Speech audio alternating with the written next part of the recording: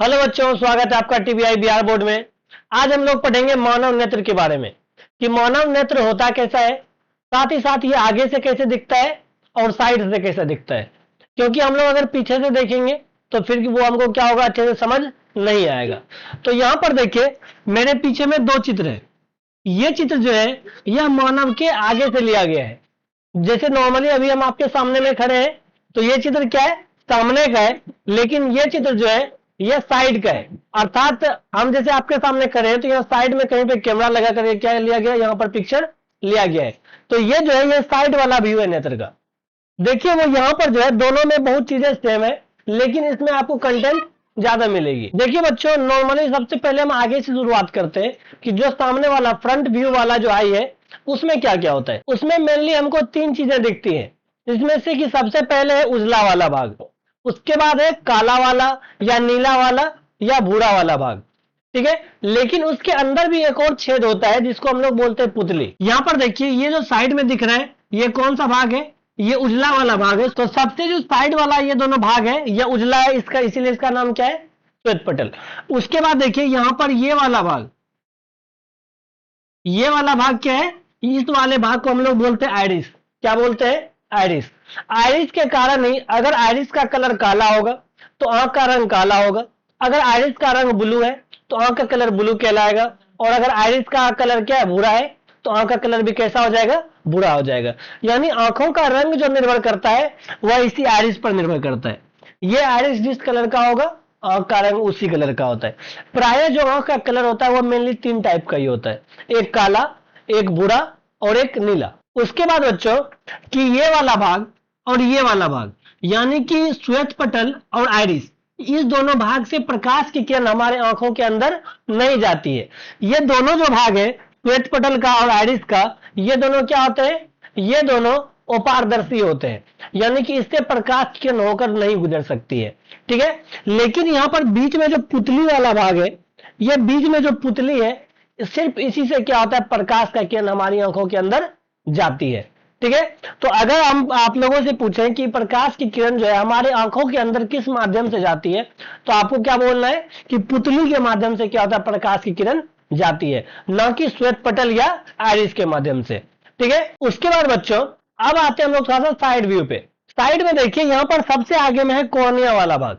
सबसे साइड में क्या है, कॉर्निया वाला भाग है। इसके कहने का मतलब है कि हमारे आंखों के ऊपर एक लेयर होगा कोई सा, जिसको हम लोग क्या बोल सकते हैं, कॉर्निया बोल सकते हैं। जैसे देखिए बच्चों, इस मोबाइल के डिस्प्ले को हम लोग मान लेते हैं ये हमारा आंख है, और उसके ऊपर में एक गार्ड लगाया गया है। जो गार्ड क्या काम करता है, यह इस मोबाइल का जो डिस्प्ले है उसको सुरक्षा देने का काम करता है। यानी कि अगर यह मोबाइल यहां से नीचे गिर भी जाता है तो क्या होता है, इसका डिस्प्ले नहीं फूटेगा। सबसे पहले क्या फूटेगा, इसका गार्ड फूटेगा। तो बस वही मोबाइल में जो काम गार्ड का होता है, ऊपर वाला जो मोबाइल का डिस्प्ले को सुरक्षा देता है, चाहे वो गंदगी से हो या कहीं गिरने से हो, वैसा ही सुरक्षा सेम कौन देता है, कॉर्निया देता है। कॉर्निया भी क्या करता है, हमारे आंखों की जो पुतली है उसको क्या करता है, सुरक्षा देने का कार्य करता है।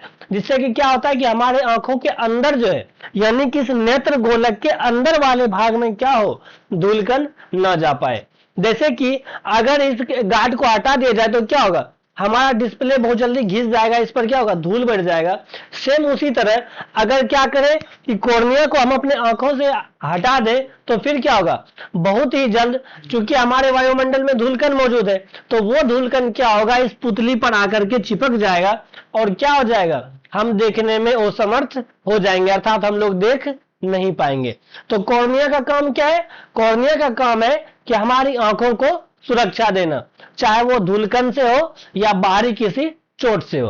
अगर हमारे आंखों में चोट लगता है तो सबसे पहला चोट कौन बर्दाश्त करता है, ये कॉर्निया बर्दाश्त करता है, ठीक है। अब आइए हम लोग क्या करते हैं, इसका जो साइड वाला व्यू है इसके और अंदर जाकर इसको समझते हैं। यहां पर देखिए बच्चों, ये वाला जो भाग है ये है नस, इसको हम लोग नर्व्स बोलते हैं। क्या बोलते हैं, नर्व्स बोलते हैं। ये जाकर सीधा हमारे मस्तिष्क से कनेक्टेड होता है। अब आंखों को देखने में मस्तिष्क की क्या आवश्यकता है, देखिए बच्चों, मेनली जो हमारे आंखों में प्रतिबिंब बनता है वह वास्तविक प्रतिबिंब बनता है। क्यों बनता है, क्योंकि हमारे आंखों में जो लेंस लगा है वह उत्तल लेंस लगा हुआ है। इससे पता चलता है कि हमारे आंखों में कौन सा प्रतिबिंब बन रहा है, वास्तविक प्रतिबिंब बनना है। और आप लोगों को मैंने पहले ही बता दिया है कि वास्तविक प्रतिबिंब जो होता है वो हमेशा क्या होता है, उल्टा होता है। तो बस वही बात है कि यहां पर रेटिना पर जो भी प्रतिबिंब बनेगा वो कैसा बनेगा, उल्टा बनेगा। और जब उल्टा बनेगा तो क्या हम लोग दुनिया को उल्टा देख रहे हैं, ऐसा नहीं, हम लोग दुनिया को कैसा देख रहे हैं, सीधा देख रहे हैं। तो यह किसके कारण संभव हो पाया है, ये इसी नर्व्स के कारण संभव हो पाया है। ये नर्व्स तुरंत फोटो को कहां पे लेके जाता है, हमारे मस्तिष्क के अंदर लेके जाता है, और हमारा मस्तिष्क क्या करता है, उसको सीधा कर देता है, और हम लोग क्या कर पाते हैं, इस दुनिया को देख पाते हैं। ये जो प्रक्रिया है यह बहुत ही फास्ट होती है, इसीलिए हम लोग को पता भी नहीं चलता कि हमारा आंख कैसा प्रतिबिंब बना रहा है, उल्टा प्रतिबिंब बना रहा है। देखिए बच्चों, प्रतिबिंब जो बनता है वह रेटिना पर बनता है। किस पर, रेटिना पर। मतलब कि यहां से क्या होगी, प्रकाश की किरण आएगी, यहां से आएगी और ये कहां पे टकराएगी, ये रेटिना पर जाकर टकराती है, तो क्या बनता है, प्रतिबिंब यहां पर बनता है। देखिए बच्चों, आंख का जो सबसे बाहरी भाग होता है वो क्या होता है, एक मोटा परत होता है। उस मोटे परत को हम लोग क्या बोलते हैं, श्वेत पटल बोलते हैं। इसका कलर कैसा होता है, इसका कलर उजला होता है, व्हाइट होता है, इसीलिए हम इसको क्या बोलते हैं, श्वेत पटल। इसके बाद बच्चों भाग आता है कोरोइड का। किसका, कोरोइड का आता है। ये कोरोइड आगे चल करके दो भाग में बट जाता है। एक भाग तो हो गया आइरिस, जो यहां पर ये वाला भाग है, ये वाला भाग बन जाता है, और दूसरा वाला भाग ये सिलियरी मांसपेशी बन जाता है। तो अगर हम पूछे कि सिलियरी मांसपेशी और आइरिस किसका भाग है, तो आप लोगों को क्या बोलना है, ये कोरोइड का भाग है। कोरोइड ही आगे चल करके क्या होता है, जब ये आगे आ जाता है तो क्या होता है, ये सिलियरी मांसपेशी में और आइरिस में बदल जाता है। यहां पर देखिए बच्चों, सिलियरी मांसपेशी, ये मांसपेशी और ये मांसपेशी दोनों क्या है, एक लेंस को पकड़े हुए, जोर से पकड़े हुए, और वो कौन सा लेंस है, इस लेंस को हम लोग बोलते हैं नेत्र लेंस। और नेत्र लेंस कैसा व्यवहार करता है बच्चों, यहां पर देखिए, इसका बीच का भाग क्या है, मोटा है, और साइड का भाग क्या है, पतला है। तो बीच का भाग जब मोटा और साइड का भाग पतला हो तो वो कौन सा लेंस होता है, वह उत्तल लेंस होता है। इसीलिए हमारा जो नेत्र लेंस है वह किसके तरह व्यवहार करता है, वह उत्तल लेंस की तरह व्यवहार करता है। ठीक है।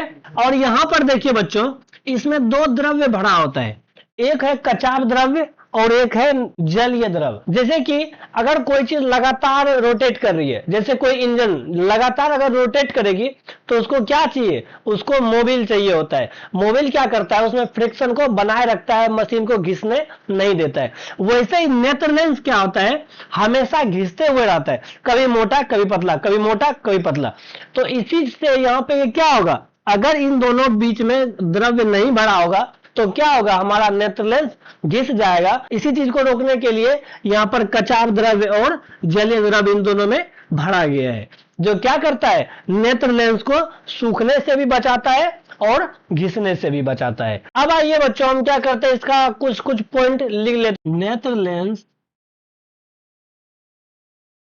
उत्तल लेंस जैसा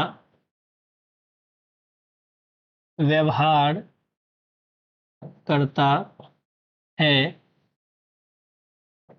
नेत्र में प्रतिबिंब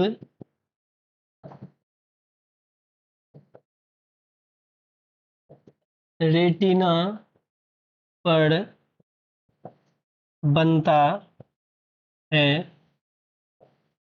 आंखों का रंग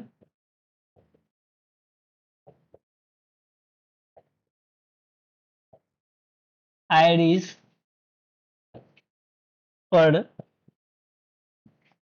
निर्भर करता है। मेनली बच्चों यही 3 पॉइंट है जो ज्यादातर ऑब्जेक्टिव क्वेश्चंस में आते हैं। तो ठीक है बच्चों, मिलते हैं अगले लेक्चर में, तब तक के लिए बाय बाय, टेक केयर।